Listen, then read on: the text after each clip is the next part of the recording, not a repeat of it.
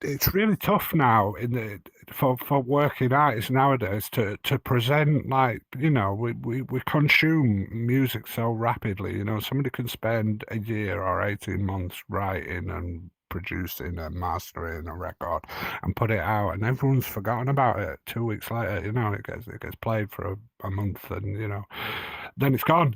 Everyone's moved on to the next thing, or on Spotify. Just Welcome to Metaverse Degen. I'm Lion, and we're short of Raptor today. He's working. And may I ask who our guests are we have with us? I'm Kikko, co-founder of Intermodal. Hi, and I'm Liam. Hello. Hello. Thank you both very much for joining us. I appreciate you taking the time to speak with us and let us to get to know you. What is Intermodal, and where is its origins from?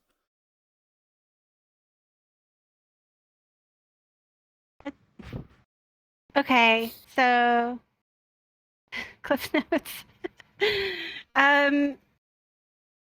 Intermodal started after we became friends, and Liam wanted to put on some events in VR.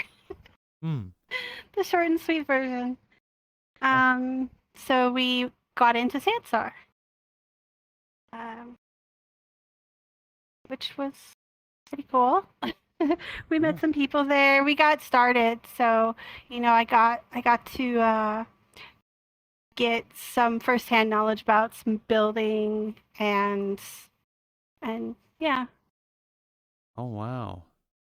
So, what is Sansar for those who didn't see the Ginge video?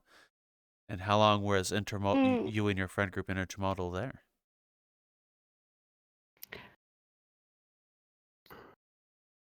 I mean, Sansar essentially it was supposed to be like the VR version of Second Life, so it had all this money and marketing and all kinds of stuff thrown at it. So when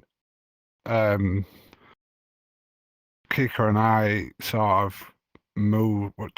Prior to that, we were playing role-playing games.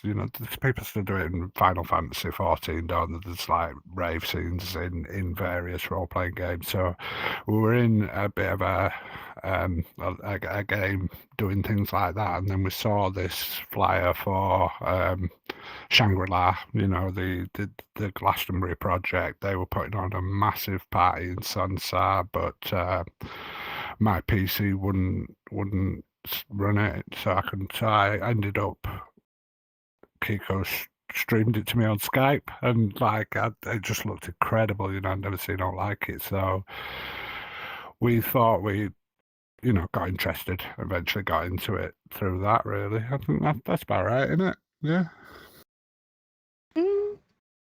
Yeah, I think that's what solidified it for us, that we were gonna, we're definitely gonna do this. It was something we had sort of tossed around, and we weren't sure. I was like, I'm not sure about this. I'm not sure about this. Is this gonna be a thing? But in the end, it just was like, okay, forget it. We're just gonna go for it. So, yeah. Oh wow! So what from Sansar? What brought Intermodal to VRchat, and why make that move from Sansar? It was for the. I was just gonna say it's probably a question best left for you because you say it so well. It's for the culture, really. Sansar had a lot of potential. It had, it loved it. I had a great time with it, but just over time, and VR chat has a far more sort of authentic culture, much larger culture and community that, and there's just on the Sansar platform, we weren't the only people putting on parties, but there weren't many. And here, there's just this whole stream of hundreds and hundreds of party crews and ravers. It's completely different. It's incomparable in that sense. probably don't need or want to go too much into the reasons for that, but yeah, it's just something about the approach of just the values here are just very, very different, and and that reflects in all the sort of creativity, the communities that we get to be a part of over here. You know what I'm saying? Yeah. So. Yeah. Ooh. No, I was just agreeing with him. Oh, okay. Sorry about that. So, how are the Okay. events different between the events you run in VRChat and the ones you ran in Sansar? The VR works. That's a bonus. Okay. But The VR. Look, to be fair, the VR in Sansar works pretty good. It just, the UI was really difficult to use, and there's a chat box, and there's a lot of people who are not in VR because I think of the janky UI. I don't know if they've fixed it since then. It's been a year and a half or something since we were there. But they had some cool things, and you could do a lot of cool things in VR, but it just is a completely different situation as far as that goes compared to here. But the events, a lot of the events were the same 20 people, maybe 20 people. And it just felt like a lot of them were tuned out. I don't know. Okay. I'll go that far. Okay. A lot of it was chat based. People didn't verbally talk, so it was just very different. And Okay. then Gears, it's a complete night and day experience. So Okay. When you guys. coming from that sort of. Sorry, what was your question? Oh, no, don't worry. But you continue if Cameron wants to work with me. Okay, I'll just do this instead. I was just. Yeah. I was just gonna say that coming from that sort of RPGs and that sort of 2D, the sort of desktop thing where we sort of looked at this as essentially and just an extension of streaming, like it's more like a Twitch stream with elements bolted on. But I think VR, I mean, our project is very much split between desktop and VR anyway, because of where we've come from, and there's kind of an accessibility context in there as well. But so I think both are have the pros and cons, but in terms of impact and experience, the VR stuff is just it's unparalleled. It's completely different. So I'm not quite sure why I got onto that, but anyway, yeah. Oh, no problem at all. I do have another question for you too. What was your first steps into VRChat coming from a different platform? Like, what did both of you think about it in comparison to where you came from? Oh, what was the first party? I can't really remember. I think some of the first ones were like where Indie took us. I think probably Ghost Club and I'm not really sure. Deviate. We popped into Deviate pretty early on. Where else did we go? Been a while. Yeah. Oh. Exceed, I remember that. It was adamant that we needed to see Exceed and see what we were missing. But yeah, it was Ghost Club and Exceed and a lot of the Japanese community clubs that he was really passionate about. That was a friend from Sansa who was trying to encourage us to come over here. And yeah, I mean, first experience being clubs with that level of sort of production values, you can imagine it was quite a persuasive argument. What did you guys think about when you first came in and saw those clubs in VRChat for those first times? What was it like for you? No, I thought it was amazing. Like, from a production quality standpoint, and seeing how many people were there and everybody was having a good time, and just getting to be whoever they want to be and do whatever they want to do, and just like the openness of the creativity here was what finally got me. I think wasn't just the music, it was everything together. For me, it was mostly the music, hearing like Yeah. deep underground jams played by passionate people. That's what sold me in the first instance. That's always the sort of the first thing, and it's over here in bucket loads, Mm. Yeah. and it's growing, isn't it? There's just more and more like quality projects every few weeks. There's something else amazing somebody's done. It's kind of mad. Oh. So you guys mentioned Oh earlier. yeah. Oh, sorry. I do apologize. Yeah. Oh, for what? What's that? They're fine. Both of you mentioned earlier that there were raves in other games like Final Fantasy. I never heard of stuff like that other than Elder Scrolls Online before. Is a scene big over in those games? The whole rave scene? I mentioned Final Fantasy because, as I understand it, it's one of the larger communities, but I've not actually been there. Oh. The games we played were the Secret Worlds, Star Wars, the Old Republic, and essentially it was the same community spread across both, or strong overlap. Yeah. It was all right, it was very low key, very sort of more small communities. But yeah,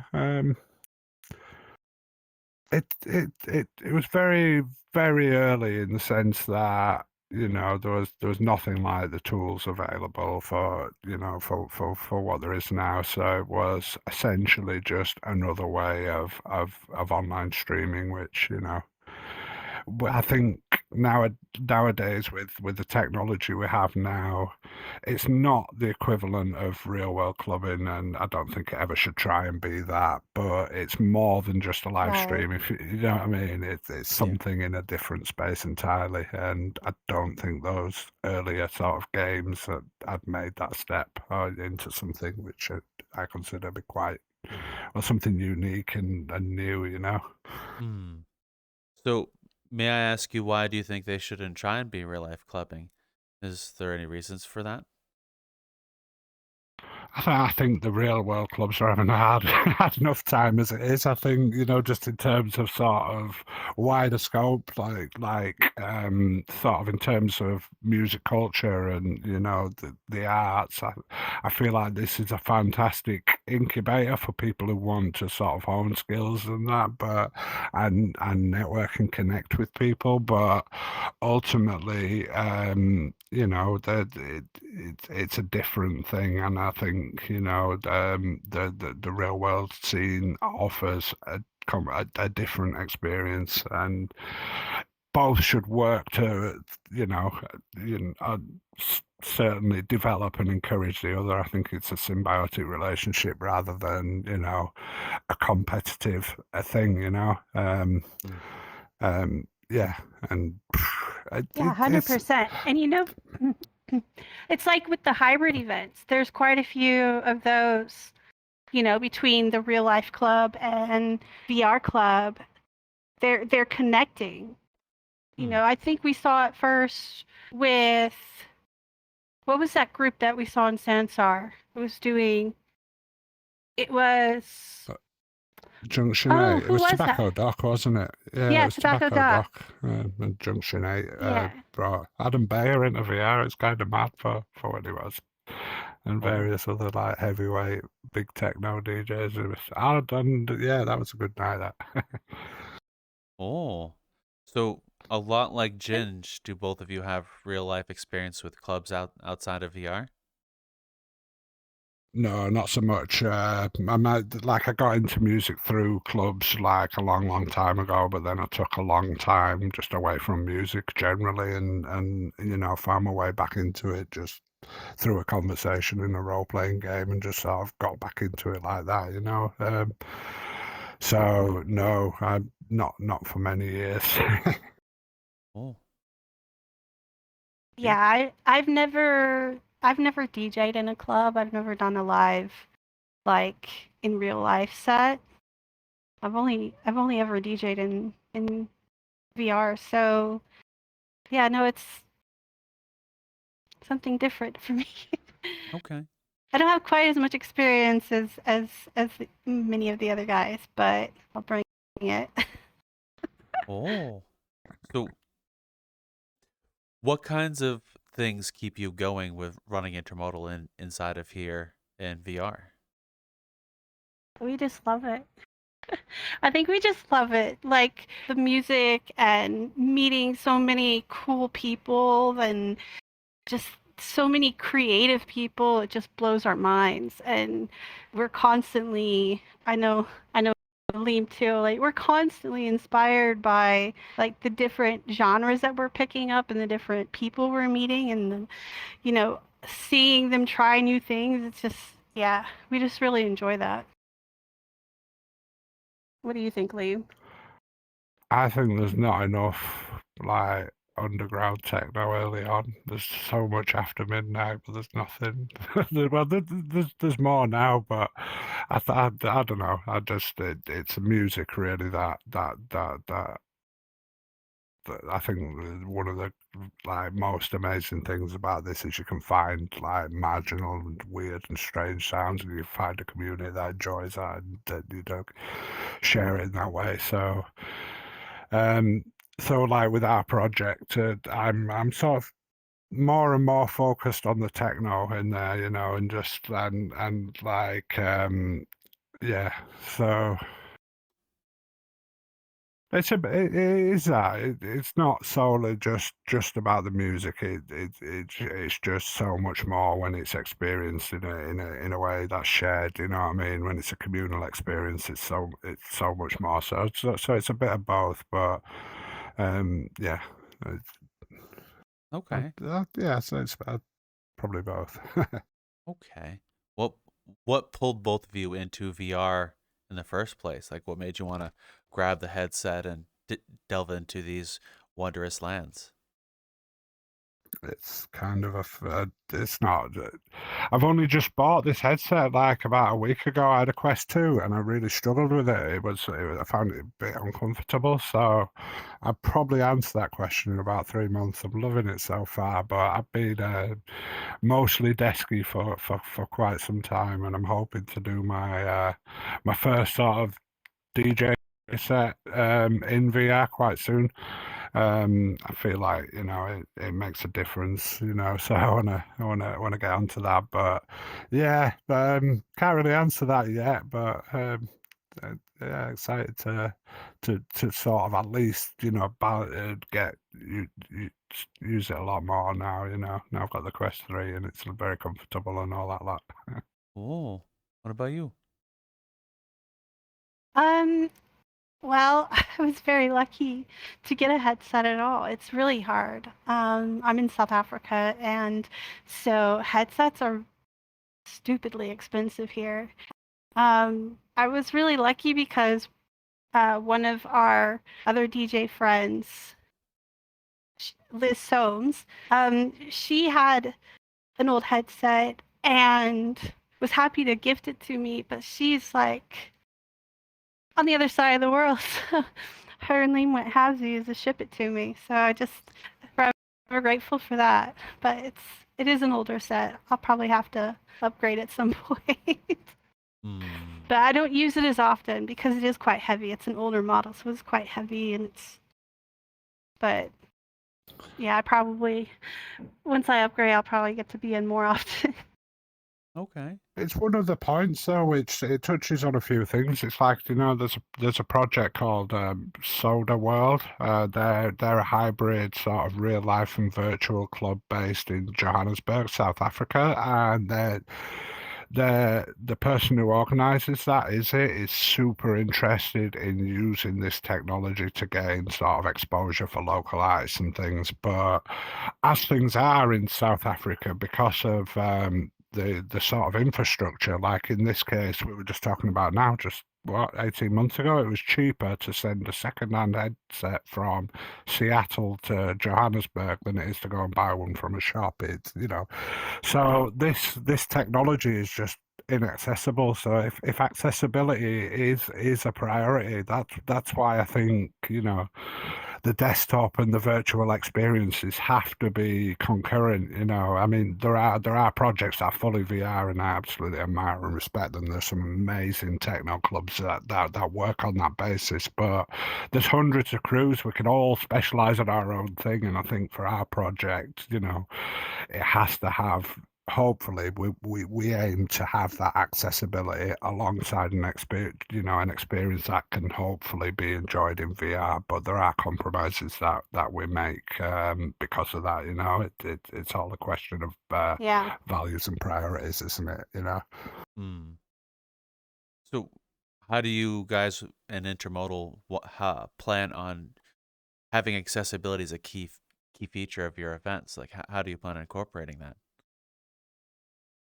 I think we do it because it ties into our beliefs, and just one thing is we make sure our spaces are safe for anybody, and that includes sort of moderating and allowing people to feel comfortable. And I don't know, we try and build it in our thinking. I mean, we're not the most advanced project in terms of world design. It's just we work with what we've got and something, you know what I mean, and what have you. But when we design spaces, we try and think how would this experience be for a desktop user. But honestly, Kikko, you're going to answer the specs you build, the maps. But how would it also work for a VR user, and what happens when you put a mixture of both in a room? Does this create a really dull experience for VR users? And I think there is some compromise on that when there are desktop. There's a bit of trial and error involved, but it is important to me, and I think to all of us that we are conscious of that accessibility element, and aware Yeah, of the cost sure. of it, in terms of the experience. Okay. Cool. Did you got anything to add? Because I don't know if Yeah. I'm just waffling or whether I answered No.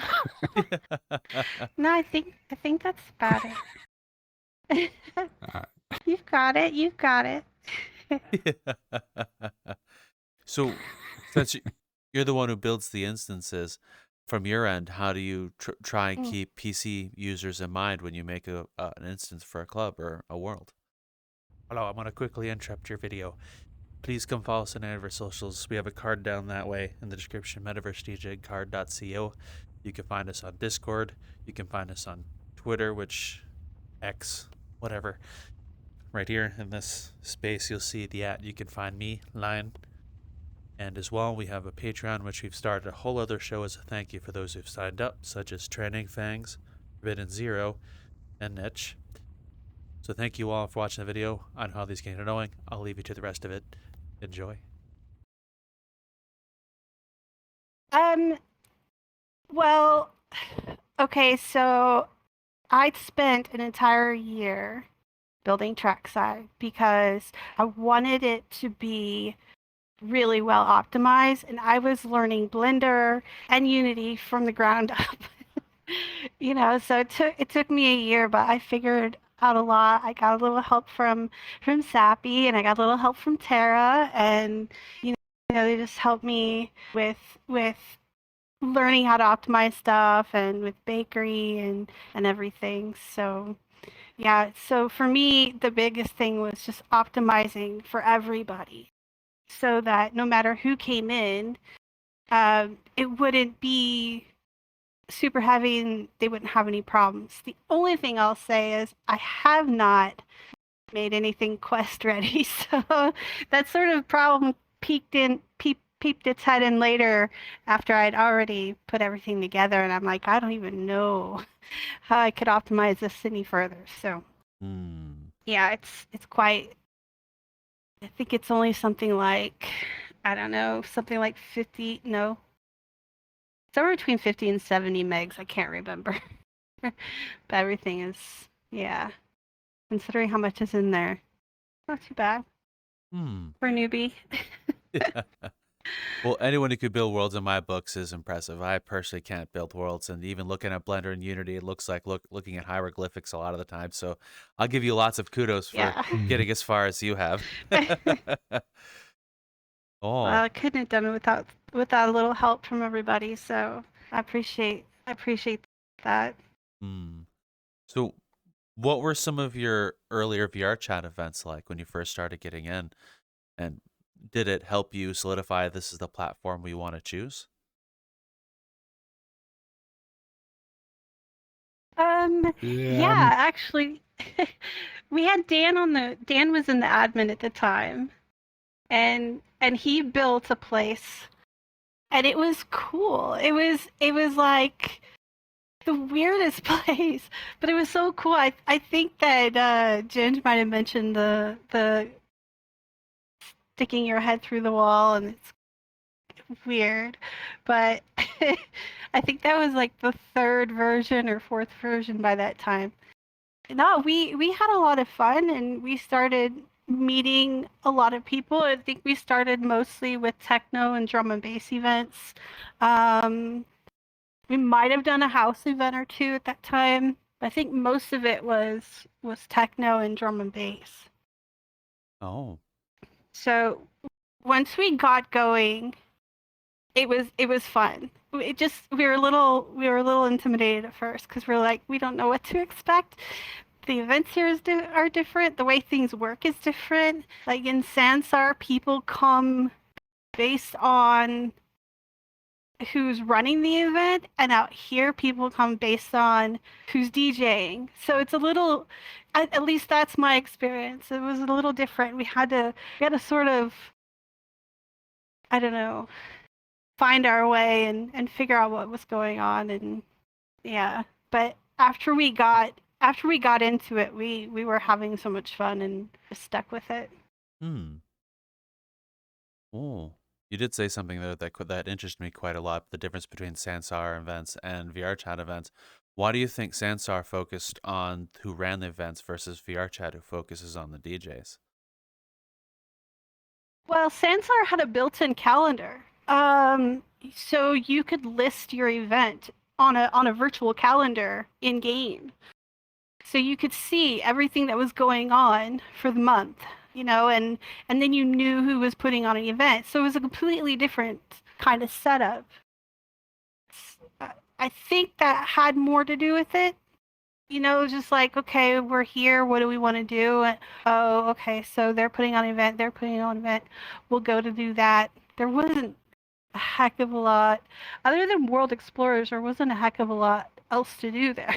So, Oh, you know, okay. yeah, we could talk about that a lot. I think a lot of the and one of the main things about Sansa was and as I said, it was meant to be like a um virtualized version of Second Life, and Second Life community, what it's like. It was a subset of that with all the good and the bad in it. But I think ultimately, in terms of what they were trying to achieve, it had all the tools for monetization, really. And because they drove that what's the word for that I'm looking for? Sort of because it was all driven by sort of money and monetization. Art, culture, and creativity took a backseat to that. It yeah, suffered the money. The yeah, money suffocated the yeah, culture, so it never got the start to support and maintain projects like Junction 8 or like Shangri-La. They kind of undermined themselves, and that's sort of the way that the community got polarized so rapidly. It was fine for us. We're a bit we always kind of do our own thing, you know what I mean? We're not like, we just sort of do that anyway. But yeah, there's a long conversation there, and I'm sure it's been had about why, you know, why Sansa squandered millions and billions of dollars on an absolutely failed project. And my view is because they didn't understand what they were trying to do. That they wanted events, but they didn't give a shit about the events. You know what I mean? So yeah. Oh. I kind of, yeah. We've been okay. We've said a lot of things that could be seen as negative against Sansar, but I'll say this. Sansar Oh, it was good had as well. freaking amazing visuals. I love that you can flip in and out of VR there. Like, if you take your headset off, it puts you in desktop mode. Like, give me that, please. You know? Yeah, no, that was they had a some nice really great feature. things, but it just ultimately boiled down to like what Liam said, and we could see the other creators, you know, they were struggling, and it's just, yeah, a bit of a mess. So Oh. I don't know. When you guys went from that kind of culture into VR chat, whereas the focus on the DJ and the artist versus necessarily the event host itself, what was the adaptation to that culture change like for you guys? And Oh, it it's the was maps actually as well. great. People. It was actually a breath of fresh air. Because that's what we wanted to focus on anyway. We would rather people come and listen to what they want to hear rather than to attend an event and just be there just as a body to be there. You know what I mean? Just Yeah. as something to do.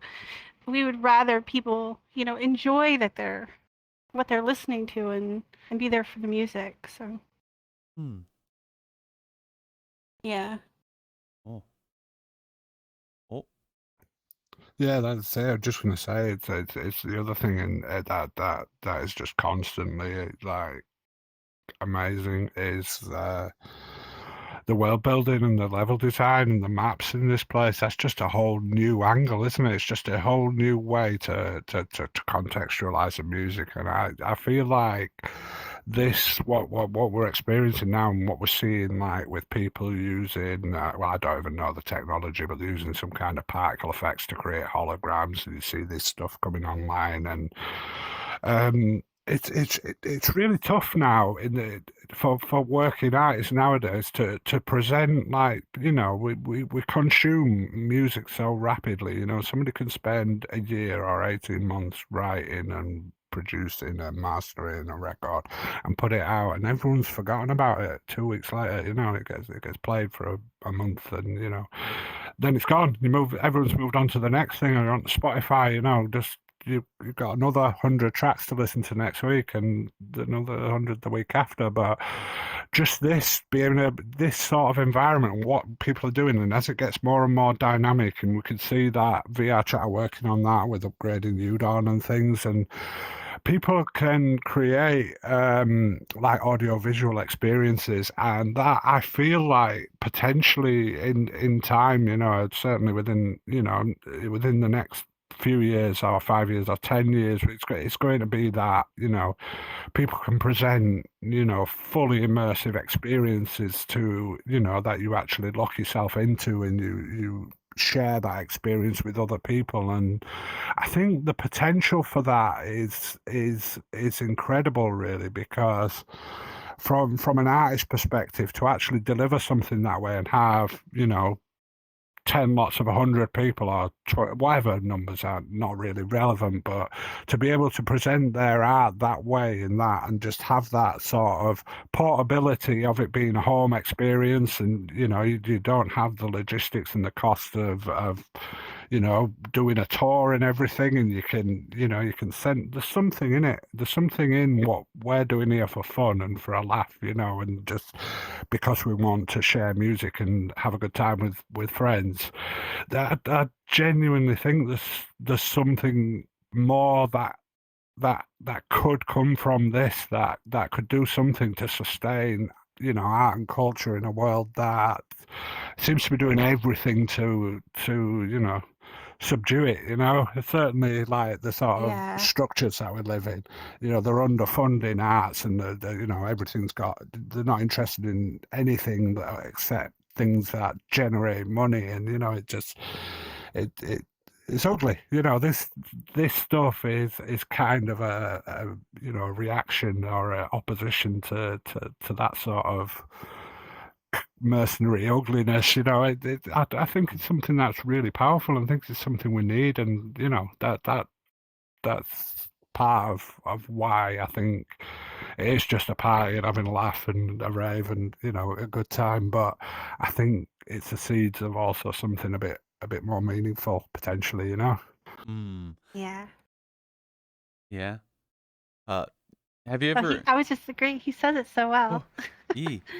If Rain Dance last year had a audiovisual experience with a VRChat artist, Cyrix. Don't know if you've seen Cyrix's stuff. He did a audiovisual experience. He built the world.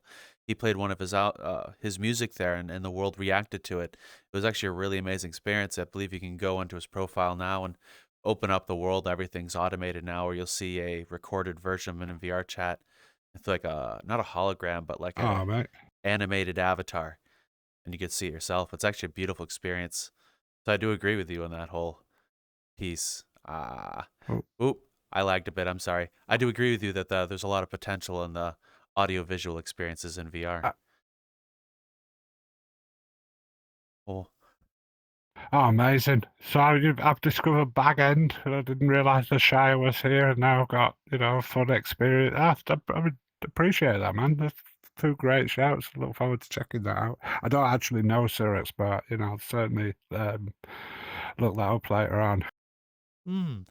well, I would most definitely go and check out his work if you're into the audio-visual experience as well, and keep an eye on Raindance as well. They've been focusing really heavily on virtual experiences with Raindance Immersive. So if you want to see experiences like the ones you've listed, you mentioned, definitely a place I would go and check Hmm. out as well. At least that's what I would Yeah, suggest. definitely will.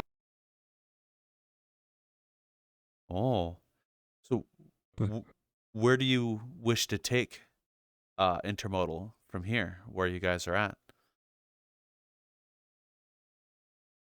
We're kind of just, you know, it's great to see all this stuff spawning, you know, and happening. But for us, it's really just a hobby. We're just doing this for a bit of a laugh, you know what I mean? So we're happy to just carry on doing what we're doing, I think. And, you know, Okay. Yeah. if we get to play techno, to share techno I don't with a think. nice group, nice Yeah. people. I That's don't. all it Other is. than.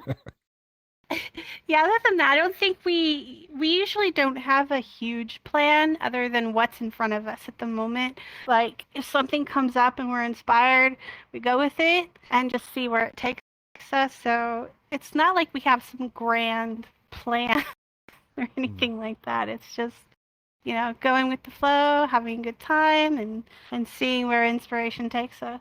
I would say that. Yeah. Okay. I'd say it's a pretty good way Mm. of doing things. What have been some of your more Yeah. memorable moments running events through Intermodal here in VR chat?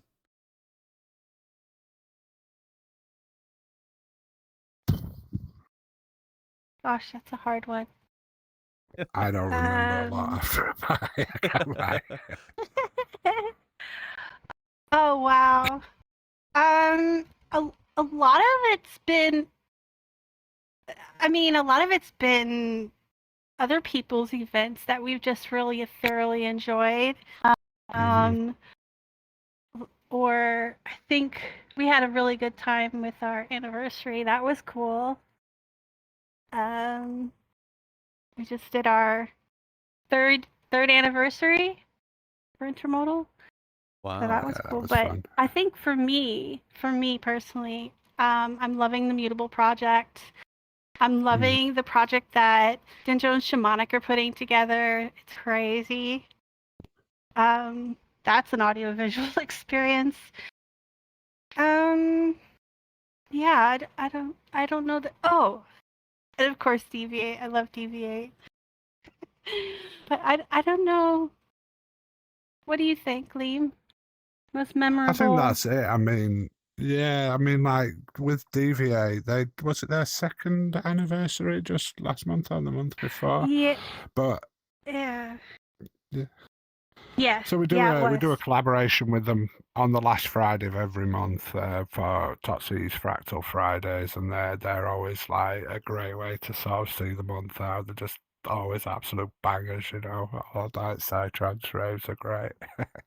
But yeah, we do a lot of collaborative stuff. It's always a joy to do those kind of things. It always ends up something that's not quite one thing or the other. It's something else, and I enjoy that. Just how the energy sort of creates something slightly unique that sort of respect and reference both ideas. So yeah,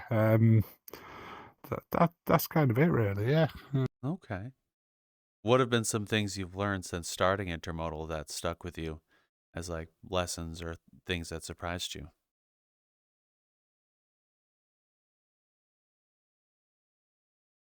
Well, Tough questions now. I indeed. think you sort of hit on something earlier where you were like, you don't sort of if you make yourself a very long, convoluted, complicated plan, it's going to get ripped up anyway. The core of this thing is, despite the sort of lofty talk about what this scene and what everything potentially could be and what it could mean for sort of like developing artists and everything. Fundamentally, this is just a place to come hang out, listen to some dope music and have a good time, isn't it? And just you need to keep that, certainly with any project. Like, the purpose of a party is to have fun. It's not some grand, step Don't on take a yourself. way to something Yeah. else. It's just a bit of fun, Don't take Is it? yourself too Yeah. seriously. Yeah, 100%. That's a good lesson. But I genuinely think as a like collectively, when you look at the whole culture, and I think genuinely there's something more than that. Just everyone doing that equals something more than just one person doing that. It becomes something that's got some sort of cultural relevance. Especially, like, look at it, like, what was it last week? Just like last Saturday. A lot of people underestimate VR, but I think there was one club last week with about 600 people in it, another 500 in the queue waiting for it. There was all these different projects going on. There's another project with production values like you've never seen. It was like a AAA video game level production quality. And these people leading the way there, and they're not messing about, are they? I mean, this is seriously good art, and just people are doing it out of passion and sharing it for nothing just because they enjoy it, and that's powerful. It means something, Hmm. Wow. So, was there, when you said earlier that don't take yourself too seriously as a lesson, was there something attached to that, or is it something you picked up over time? Oh no, it's just something I've picked up over time. You just sometimes you can get in your own head and be like, okay, did I mess that up? I'm talking about as a DJ, and just sort of let it flow. Just have a good time. Don't stress too much. Everybody gets nervous before their set. So yeah, that's for me. That's a takeaway. Don't take yourself too seriously. Just enjoy it. Like the next day, you're like, oh, but so your worst critic when it comes to your sets. You're like, oh, I missed. I put that in one beat off. The whole set's ruined. Everyone must have hated it. Like, nobody even notices half the time, and even if they do notice, it's like it's not even a. But yeah, certainly when it comes to performing, it just see it all. I'm the worst for that as well, but I'm not alone. There's so many times you're talking to someone after a set. It's like, I meant to do this, and this other thing happened, and like completely oblivious. We're just busy raving, having a great time, But it's different, the narrative that's going on when you're performing, isn't it? To you don't really know, how it's been received. I think with a lot of the It- conversations we've had with VR DJs like yourselves, one of the things amongst everything I think I took away is most of the time the people enjoying the music won't even notice that one-off beat skip when you're trying to transition. They're too busy talking with their friends, having a Yeah. drink. Necessarily won't notice that skip or that one little off beat rhythm thing. Yeah, exactly. It's slightly Yeah. off key. One transition, you think the whole thing's ruined. When an artist says, "Oh man, I used the wrong paint. Damn it!" You know, it's the same thing. Just sort of gloss over it.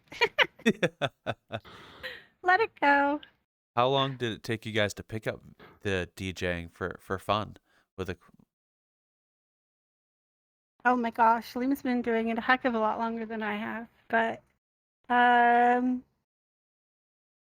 what do you mean? How long did it take to pick it up? Like to learn? Yeah, to learn it, to be able to do it.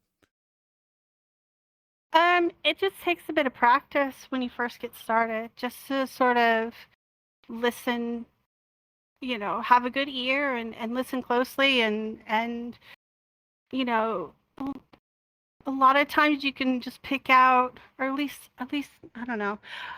I guess I can only speak for myself. You pick up sounds and different.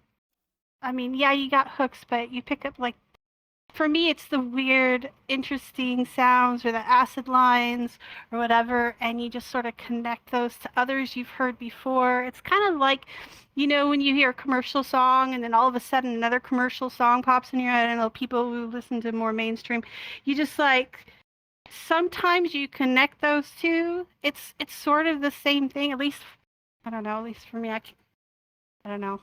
Okay. You just practice.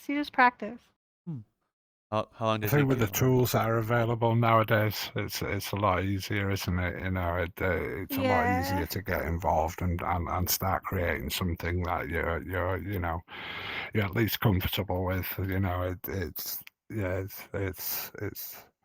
another thing. I think it's great in terms of accessibility. You know, it's music's there's a lot of music. You know, it's easy to find music nowadays, and the technology helps a lot with sequencing it and arranging it. I mean, doesn't make you a better DJ, but Yeah. it's ultimately it's all down to song choice. You know what I mean? The rest of it's just Yeah. fluff. You know what I mean? But we're certainly in a good position. Anyone who's interested can just sort of jump in and give it a go, and I think that in itself is quite an amazing thing. You know, when I started out, it was expensive. You know, it just even finding music was a mission. You know what I mean? Because you'd have to go to the right shops and you'd have to, you know, and it was sourcing records was, you know, the thing that sort of drove it all, and it's not kept in any way now. It's people try on Twitter, but so what?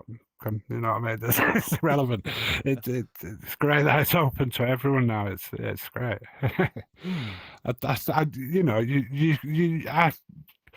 I still think, you know, some performers are just above and beyond, and certainly on this scene, there's just so many passionate people. You know, the skill still matters, and dedication and passion and commitment and work, and you can sense all that. But it's quite easy for someone to get involved, get into it, see what they like, and get going. And yeah, that's a great thing, you know. Yeah, I think what you said is right on the nail, or hits the nail right on the head, is the track selection and just playing what you enjoy and hope others enjoy it too. I think that's the most important part of it. Some of the greatest DJs in the world only had one deck on the old reggae sound systems, you know what I mean? They just learned to change records really fast. Oh, what was DJing like with those old turntables versus how they are now? I was awful. I was absolutely awful. Like, gee, just hard work. A lot of fun though. There is something about a vinyl mix in terms, particularly with the sort of more sort of music for the mind, you know, just getting into a groove on turntables is a bit more of an organic experience than digital. In some ways, it's a joy, but it's an expensive one nowadays as well. But yeah. Oh, okay. So you would put entire records on the turntables, and how would you transition between the two sides? With much in the same way. I mean, a modern controller just you know, CDJ and mixer setup. It's essentially the same configuration. Just you know, so yeah. Okay. The only thing you wouldn't have is, you know, you wouldn't have a BPM counter, which that makes things phenomenally more accessible. Hmm. You know, Okay. Well, I actually didn't know. Well, I had a few people tell me about DJing way back before the modern decks, but I had no idea like about how they were similar in that sense. So thank you for explaining that. okay. Oh, Yeah, pretty much the same. The CDJ setup that you see in clubs is essentially just, you know, one step of a vinyl setup, just with used to be record players, then it was CDs. Now it's digital, but fundamentally the same workflow, just improved as years have gone on. okay. Well, I will say thank you both very much for sitting down with us. It's been an absolute pleasure getting to meet both of you. So thank you very, very much. You too. Oh no, happy to be here. So where can the Thanks for the audience? invitation. No problem. It's just as much my pleasure. I enjoy learning and getting to meet new people. Where can the audience find both of you if they wish to find you? We're on Twitter, we're on Yeah. Instagram, we're on Mixcloud, Twitch. You're playing at Gatelines on Saturday, aren't you? You're playing at Mutable. Other than that, our Yeah. next party is going to be the DVA collaboration last Friday with Totsi. So they're always Yeah. bangers, those ones. Psytrance night. It's always a good laugh. But yeah, Okay. it's been nice to meet you too, and I really appreciate those recommends. I'm going to look forward to checking out Sir X's experience and Bag End and hanging around in the Shire. So really appreciate that. I appreciate your time, mate. So thank you. No problem. Well, Thank you. it's just as much my pleasure, and thank you very much. And thank you, the audience, for watching. Hope you enjoy the rest of your day. See you in the metaverse.